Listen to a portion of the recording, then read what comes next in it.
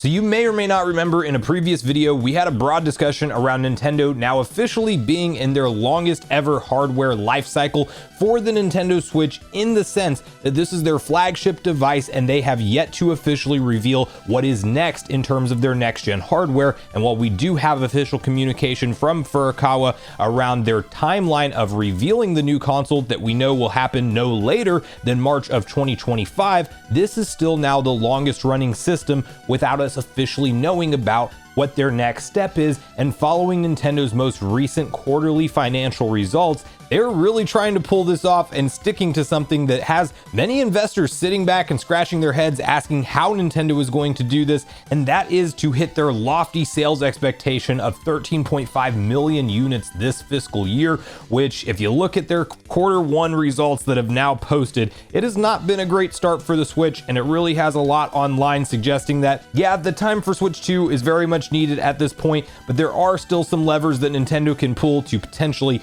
get to their number. And also, we of course will have to briefly touch on the possibility of whether or not Nintendo still has a shot of becoming the most successful video game console ever in terms of unit sales with the Switch family of systems, or not, following these numbers. So we're going to get on the same page with all of that info. Before we do, make sure you like, subscribe, and turn on your bell notification to join Sunbro Nation if you're new here. And I want to first hop over to VGC and read through a detailed typed up article over on their website, because it does a good job of outlining some of the highlights of what we're focused on from Nintendo at this most recent financial briefing, and also how that correlates to, despite posting lower sales this quarter than many investors were expecting, that they're still committing to staying at that 13.5 million units number this fiscal year. And that will spin us right into what they can do to actually potentially make that happen. So you can see the following article, which reads: Nintendo sticks to its annual sales forecast as Q1 operating profit drops 70% year on year. This year's Q1 couldn't compete with last year's Tears of the Kingdom and Mario movie. The company's latest financial results, which cover the period of April to June 2024,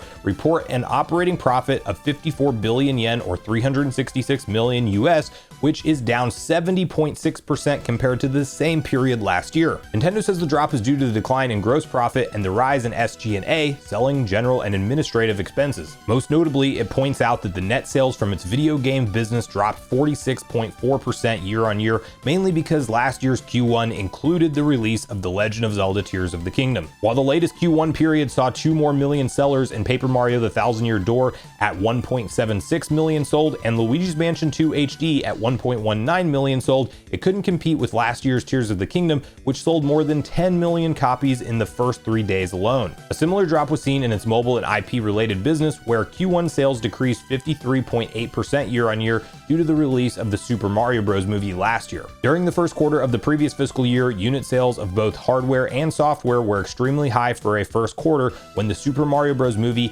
energized our dedicated video game platform business, and The Legend of Zelda Tears of the Kingdom was released together with specifically designed hardware based on that title, Nintendo explained in a statement. There were no such special factors in the first quarter of this fiscal year, and with Nintendo Switch now in its 8th year since launch, unit sales of both hardware and software decreased significantly year on year. Despite the drop, Nintendo says it hasn't changed its forecast for the entire financial year and still expects to sell a total of 13.5 million Switch consoles between April 2024 and March 2025.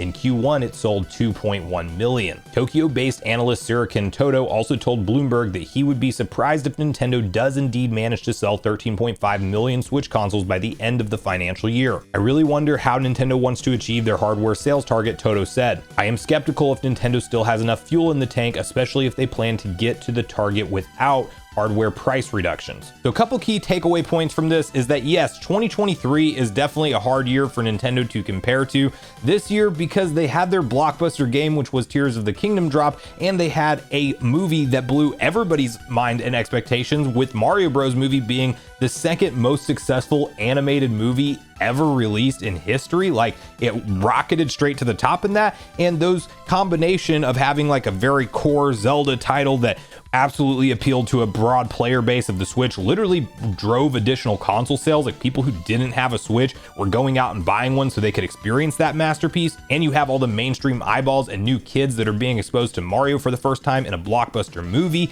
And then we of course saw the release of Mario Wonder later in that holiday season. There was a lot last year to kind of move the needle and continue to get an aged piece of hardware that is the Nintendo Switch. No way around it. It is aged hardware at this time, to continue to sell and to appeal to a broader market. But we are now very much seeing kind of the pullback even in further effect. And obviously this point in the Switch's life cycle, you expect sales to decline, but to decline to 2.1 million in its first financial quarter, where Nintendo is telling us on the other hand that they still plan to hit 13.5 for the entire fiscal year. There is definitely somewhat of a gap there. You can first point to the holiday season, where you would expect some natural uptick from consumers going into stores and obviously completing the Christmas shopping list, and you're gonna naturally have a certain number of new gamers that are asking for a Switch for the first time. But Nintendo has proven also that keeping one platform for so long, you are largely at a point now with the general audience where people who have wanted a Switch have had the opportunity to go get one, and they are more or less at a point of market saturation,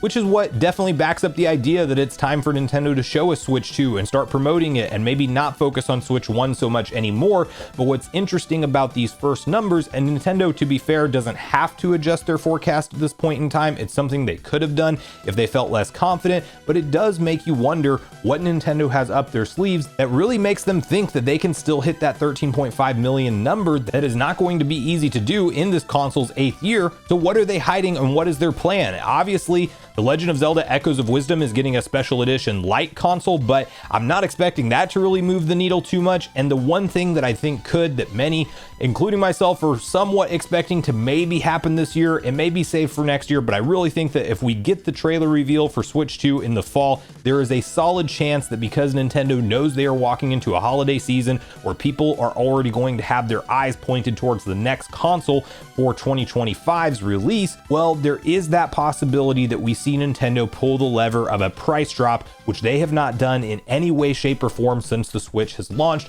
And I'm talking about a price drop across the board of all console models. Bring the OLED down to the $300 price point, bring the base system down to $250, and bring the Lite down to $150. I do think that if Nintendo does something like that and does some very aggressive bundle pack-in games like Super Smash Bros., of course we're going to see some more Mario Kart 8 Deluxe variants, and then also have Mario Wonder, have Tears of the Kingdom in a bundle. Like, legitimately get aggressive with delivering a great value at a $250 price point on the base model Switch and a $300 price point for the OLED, and I do think Nintendo can definitely see a big increase over the holiday season, and I wonder if that is their plan all along, and we don't know that yet, and that's why they are not adjusting their sales forecast down. But while new console sales are definitely falling off to some extent, the player base and who Nintendo's reporting is actually at least booting up their console once per year is continuing to go up, as they did share a slide that does highlight that there is 128 million active Switch players out there in this last year, and that's up from 121 million from the same period previously. So this is not all doom and gloom and bad news, but it is definitely a stark downward trend in the number of units that are being sold for Nintendo Switch. And I think to kind of tie everything back to whether or not we might ultimately see Switch go down as the most successful console in history when it comes to total unit sales, which needs to cross about that 160 million units range to beat the PS2 out. And I would say at this point with this new financial data, it's not out of the realm of possibility by any stretch of the imagination, but it's also not a clear-cut automatic like Nintendo's already got this thing in the bag type of situation. I definitely think they're going to need to do a price cut and need to get aggressive with bundles over the upcoming years to have a shot at this, and we're going to have to see them support and continue to promote the Switch on some level even after the next gen hardware is out, and I do believe they will do that, but they're going to have to do it for a couple years at least if we really want to see the Switch have a shot of taking away that crown of the most successful console hardware of all time from a units perspective. So obviously, interesting time to be a Nintendo fan right now. They're still doing great. They're still obviously in a really strong position in the market,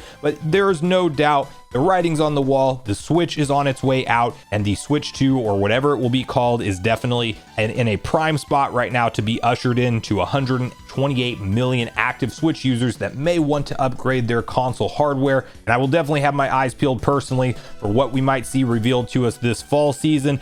whether that be the new first look console trailer followed up by a deep dive presentation early next year for Switch 2, or whether that just be some very aggressive price cuts and bundle options over this holiday season, or what I'm betting to happen is potentially both. So that's where I really want to hear from you guys at this point in the video. Let me know what you make of all of this. Do you think Nintendo has more gas left in the tank when it comes to Switch from a sales perspective? Do you think the 13.5 million units that they forecasted for this financial year is possible, or do you think that that ship has pretty much sailed at this point? Do you think they'll deliver us some price cuts over the holiday season this year, and that's what they have up their sleeves with some nice bundle options with games packed in? Or do you think that Nintendo may indeed, at the halfway point of their forecast, end up adjusting that sales number down quite a bit from the 13.5 million units? And do you think the Switch ultimately has that shot to become the most successful console from a units perspective of all time? Or do you think that is going to still remain with the PS2, even though we will see the Switch likely get close to that number? So make sure you share all your thoughts and feelings in the comments down below before you leave, regardless if we agree or disagree.